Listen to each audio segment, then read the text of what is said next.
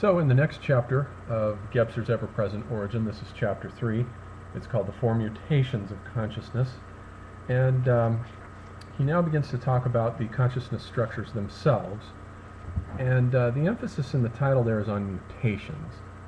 Just as Spengler had embraced the idea of mutations rather than the old Darwinian model of a smooth, gradual evolution of forms changing bit by bit over time, so too Gebser, and maybe it's just a characteristic of the way the Germans think, they prefer the catastrophism of these discontinuities. And so he emphasizes in the prologue to this chapter that his model is a discontinuous one, it's not a linear model, and it's not a progress model. And he emphasizes this. This is not a model whereby things in history are getting better and better and better. He eschews the whole progress paradigm. It's a model in which you have these sudden spontaneous mutations of consciousness that come into being, configure a structure, and each structure that comes into being has certain aspects of it that are stronger than certain aspects of previous structures, but also each structure, for every strength that it acquires, there's a certain diminishment. It's good at certain areas that the other consciousness structures were weak in, but simultaneously it's also weak in other structures that the previous consciousness structures were strong in. For example, we see this in the idea of a gradual loss of spiritual ability to contact the spirit world, ability to effectuate magic and telepathy and clairvoyance, and these things. They're gradually lost over time as the ego forms over time, differentiates itself from the tribe, the collectivity, stabilizes, and becomes less and less susceptible to accessing the visionary dimensions of the spirit world. And so for every strength, something is lost in each of these consciousness structures. So it's not a story about how Western civilization sits at the pinnacle of history and everything has led up to it. It's nothing of that kind. These are different transformations. And the only real narrative that unfolds here is the idea that these consciousness structures unfold toward greater and greater awakening of consciousness on the model, as I said last time, from the Upanishads, of moving from deep dreamless sleep to dreaming to waking consciousness. In that respect, though, the fact that he's borrowed this from the Upanishads, while at the same time it has to be noted that he's very critical of the Indian mentality in terms of both Hinduism and Buddhism. He says in this chapter, for example, that Hinduism constitutes a regression back to the magical because it effaces and wipes out the individual ego, blends them into the Brahman, the great oversoul. That's a regression back to the cavern consciousness. And he also says in this chapter that Buddhism likewise turns its back on the world, demolishes the ego and turns its back on the world and on suffering in favor of nirvana. Although that's certainly true of Hinayana Buddhism, I'm not so sure that the same can be said about Mahayana Buddhism, which does not turn its back on the world and which accepts things basically the way they are, accepts the suffering in the world, and has the idea that nirvana is samsara, samsara is nirvana. There's no point in going off to a hermitage somewhere, except the world in and of itself. I don't think he was very well studied or versed in Mahayana Buddhism.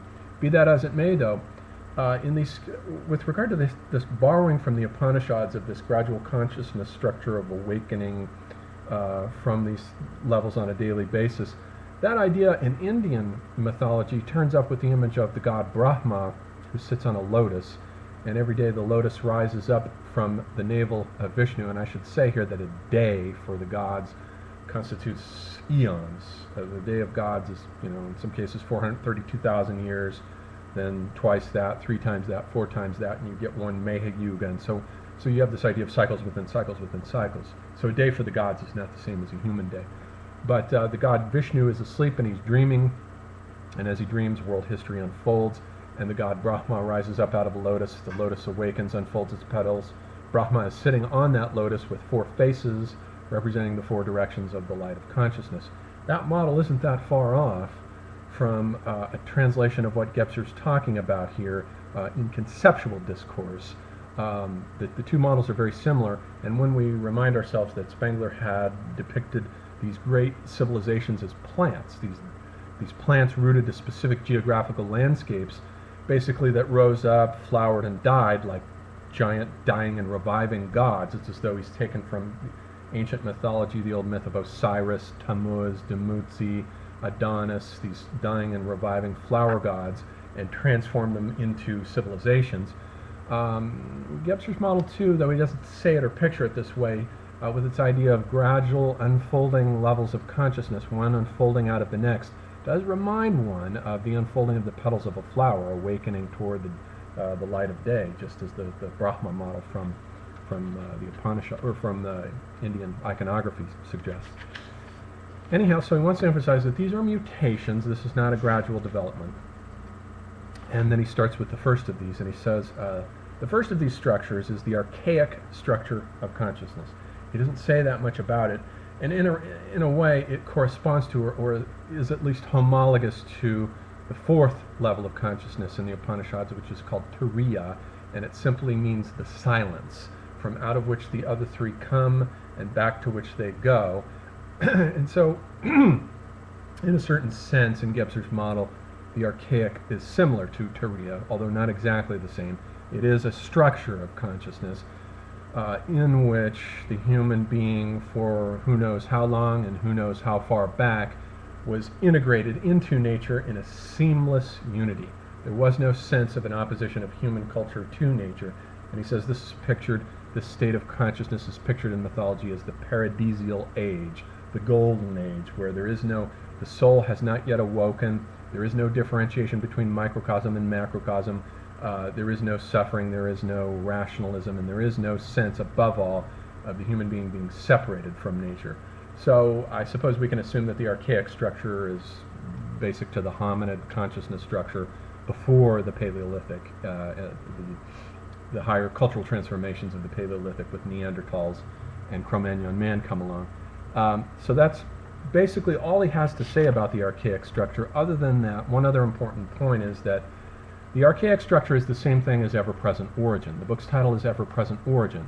That's the archaic consciousness structure. It is the ground of origin that is present and from out of which new structures can come at any time.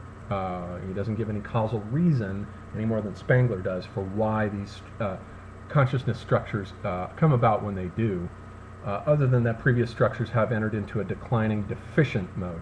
So he does have an idea, similar to Spengler's idea of the rise and decline of civilizations, that these consciousness structures outlive, after a certain point, their usefulness and flip over into a deficient mode. He says that, for example, all the primitive societies in the world today basically are not good exemplars of the original sense of the magical consciousness structure, but represent instead a deficient magical consciousness structure.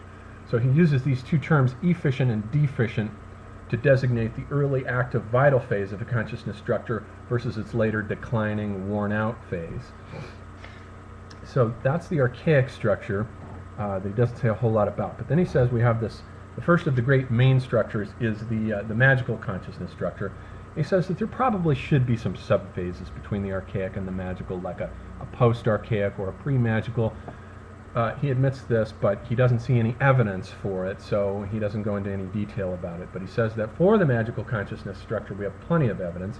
He doesn't say when it starts, but he says certain scholars and philologists would think of it as beginning hundreds of thousands of years ago, some with the great Paleolithic caves, some with primitive man in general.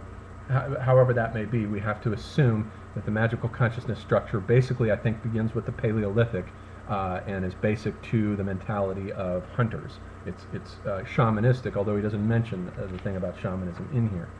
It's basically shamanistic and magical, and it conceives the world as a point-like unity. Each one of these consciousness structures will have its own geometric symbol. For the magical structure, it's the point.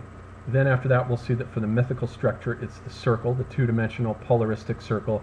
For the mental, it's the triangle. And for the integral, it's the sphere. So there's a gradual increase in each of these cases of dimensionality. The archaic consciousness structure is zero-dimensional. The magical consciousness structure is one-dimensional, and then so on, until you get up to the integral consciousness structure, which is four-dimensional. So we have this idea of increases in dimensionality. Now, for the magical consciousness structure, the idea is that, whereas in the archaic consciousness structure, the human was identical with the world, immersed in it, and you get a sense of the whole, the totality, a sort of unbroken cosmic egg. Almost like, you can think of the archaic, almost like the cosmic atom before the Big Bang happened. It's this primordial womb-like unity that's undisturbed and is in a state of perfection. With the magical, however, man begins to feel, the human being begins to feel himself at odds with nature. He is still integrated within nature, he's still part of it, but now we have culture as a response, and culture here is all magical. It's based on implementing magic as an immunological response to the problem of dealing with the outer world, dealing with nature now as an external world full of threats, and you manipulate those threats through magic. And Gebser will say that magic in this structure is real. It is something that actually works. And he gives the example from one of the books of Leo Frobenius about how Frobenius was out with some African tribes, pygmies in this case, one morning, and they went off on a hunting expedition, but they first performed a ritual